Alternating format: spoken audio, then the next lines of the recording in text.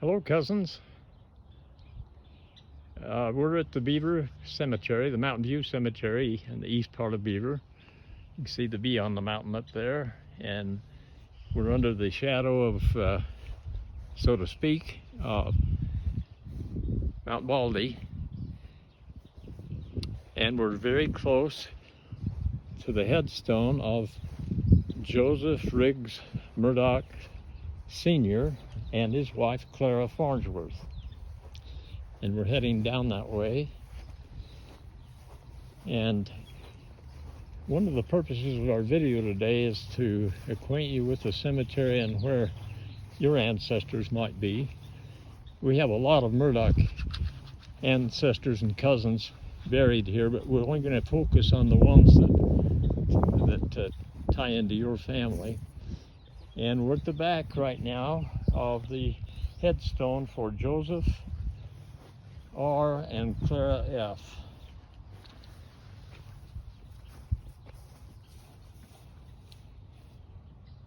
So Joseph was born in 1860 and died in 1941. Clara, 1862 and 44, it looks like. Now, these two headstones are next to them, and these belong to children of Joseph and Clara. This one happens to be Clara Verne.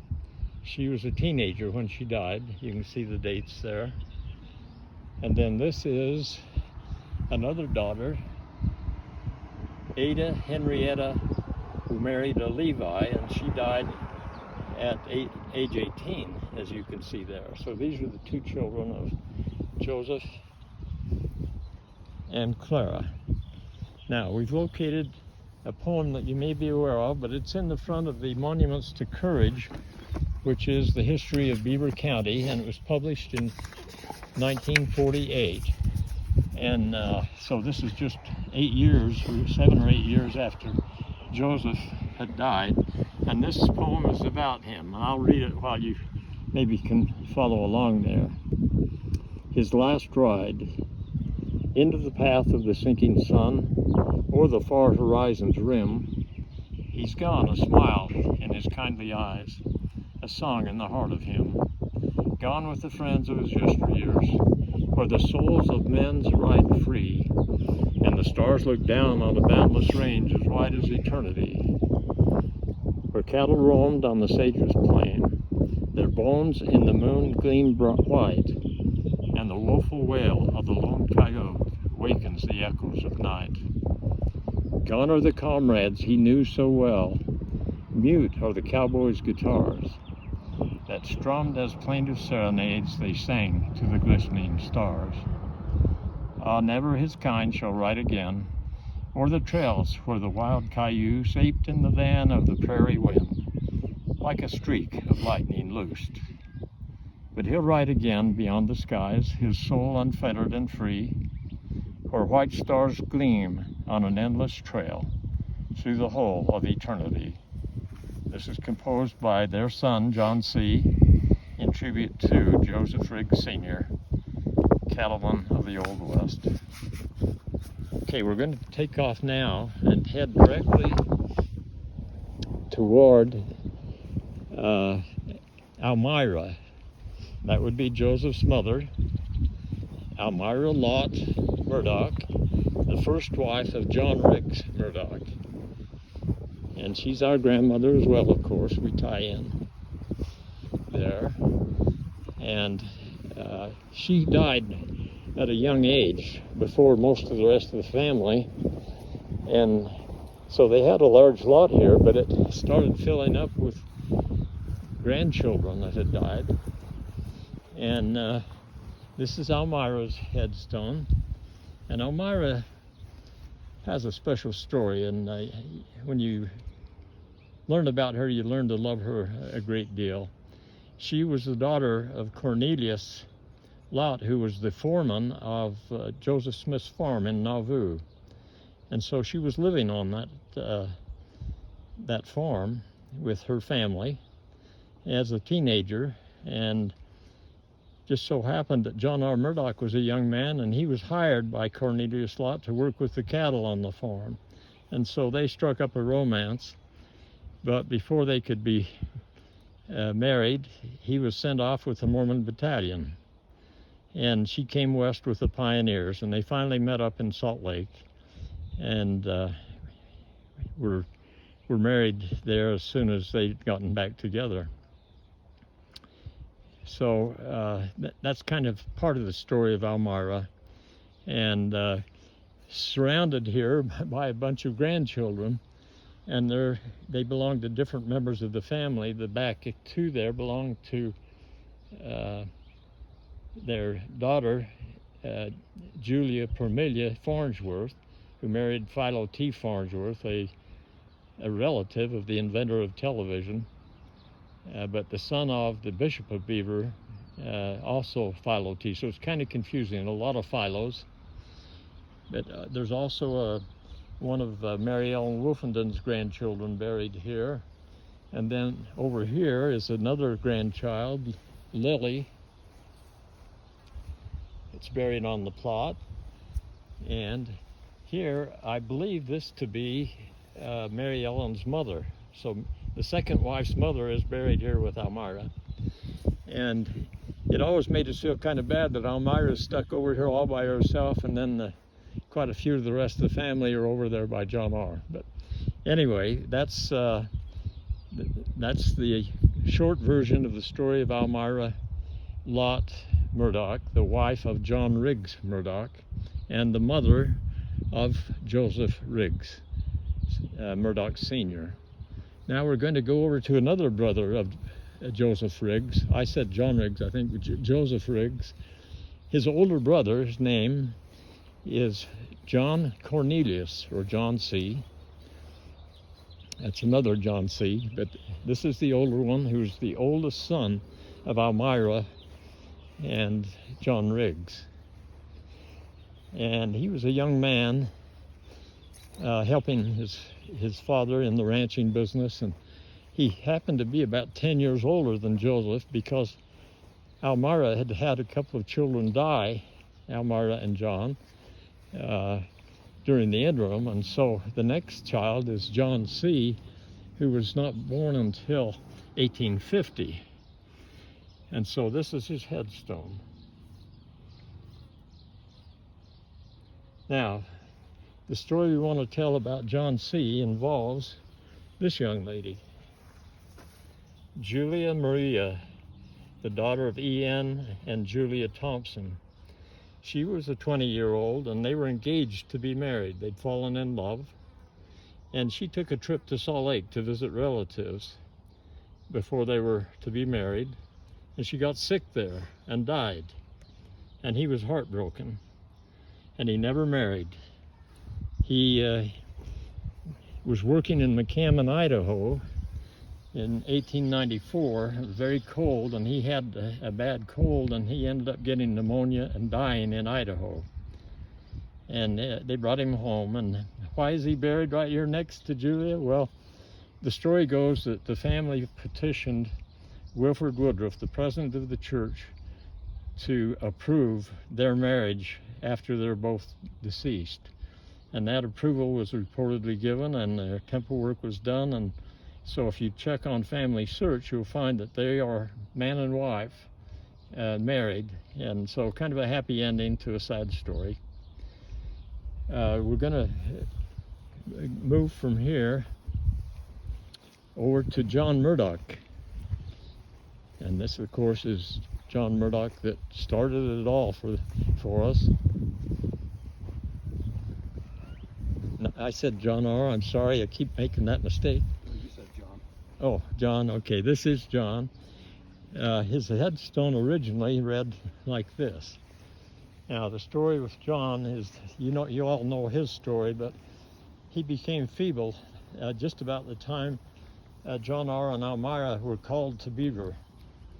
And he was in fact cared for by them, and in the big house here in Beaver. The house is still standing, And Mary Ellen, it was Mary Ellen's home. Elmira had her own home at that time because of the fact that the law was requiring families to be separated and not live in polygamy. And so Elmira had her own home, and Mary Ellen had the home with several small children, and so they took care of John. And May Bain, the third wife, also came in and assisted. They lived about a block away. So at this point, you may want to pause the video. Sean has agreed to read for you parts of section 52 and 99 of the Doctrine and Covenants where John Murdock is mentioned. So anyway, that's in a nutshell John Murdock, and of course he had 3 sons that grew to maturity. One was Oris Clapp named after one of John Murdock's first wife, and then John R., and then the youngest son was Gideon, and he's buried in Minersville, but many of his family are buried here in the Beaver Cemetery. So the 3 brothers located down here in the Beaver area. Okay, from here we're going to head out to John R. and all of the folks involved there. Now, just by way of summary while we're walking, and isn't this a beautiful cemetery? You know, on Memorial Day, there's nothing like it. All the flags out and the green grass, mountains in the distance. But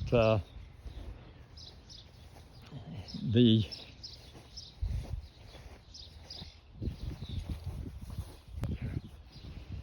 story of John R. and Elmira is that after, as I mentioned, after the Mormon Battalion, they married, and here in the Salt Lake area, they moved to Lehi early on, and that's where they started their family.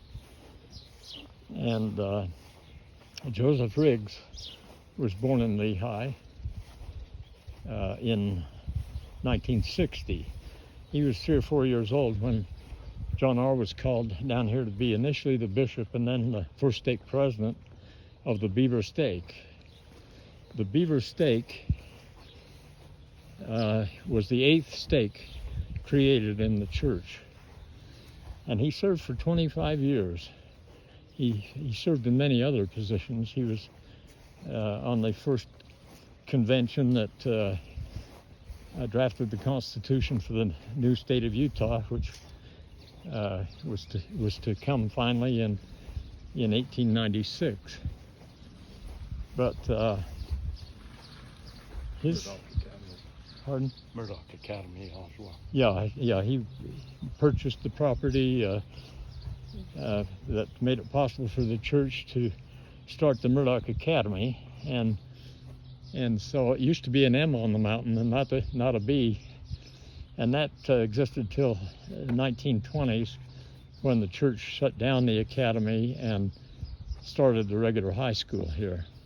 But this is the large obelisk of John R. Murdock, and we'll talk about some of the other family here. It mentions he was a soldier in the Mormon Battalion, he was a pioneer, and he was a statesman. And he served many positions and had businesses that he ended up leaving to his family. But that's what John R.'s headstone looks like. And then on the one side is the second wife, Mary Ellen Wolfenden. Now, Mary Ellen had several children, but I think four of them died in their youth or in infancy. And so of her children, only 3 grew to maturity. And the first one was Charles Edward Murdock, and a lot of his descendants are in this area. And the second one is one we call Myra. I'm going to show you her in just a minute. Quite an interesting story. But then on the other side here is May Bain.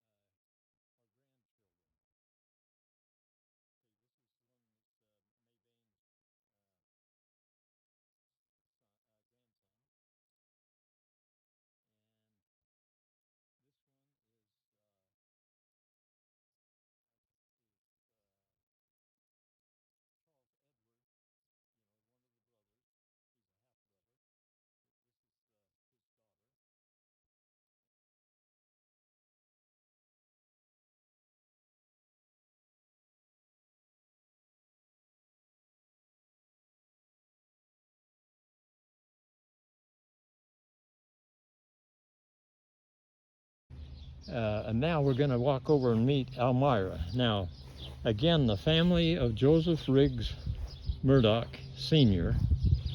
consisted of John Cornelius, which was the oldest brother, about 10 years older than Joseph, and then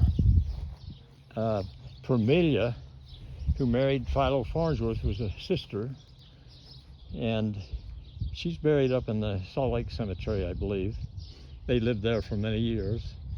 And then the third member of the family was our grandfather, George Carlos, and then the last brother was Oris Abram, the father of Senator Abe Murdock, the only senator to come from southern Utah. And so that again is the family of Elmira. And then additional Joseph Riggs Murdock Sr., the rest of his siblings would include the three half-siblings of Mary Ellen Wolfenden.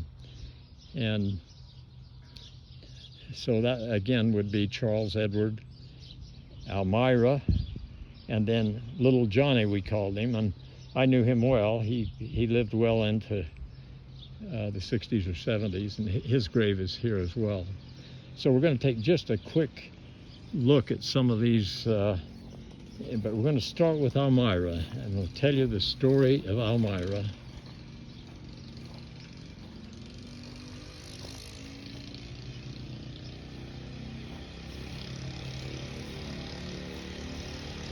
Now, she went by Myra, and my grandfather used to call her Aunt Myra, and I'm sure Joseph Jr. did as well, because the story involves them.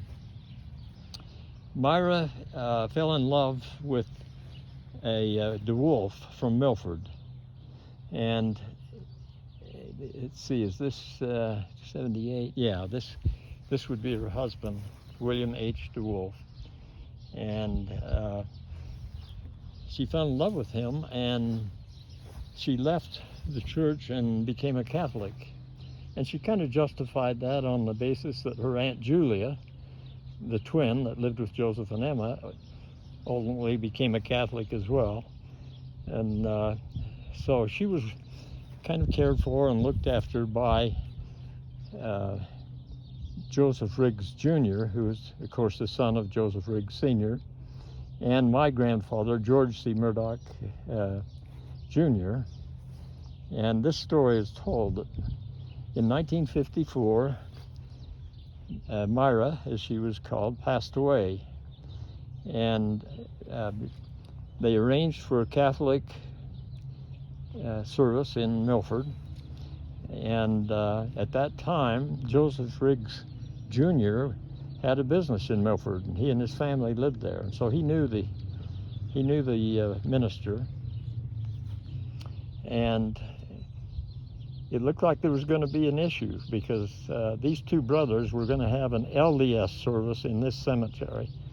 And so the hole was dug here, the family gathered, and the two cousins, Joseph Riggs Jr. and George C. Murdock Jr., got their heads together and said, we can't allow this. We can't allow the minister to come over here and conduct a Catholic service in our cemetery. And yet they didn't want to have a big issue that was going to be a problem for the family. And so Joseph Jr. knew the minister, and he went to him and presented this plan. He said, in effect, we don't want you here. We don't want a Catholic service here. And so we're asking you to leave.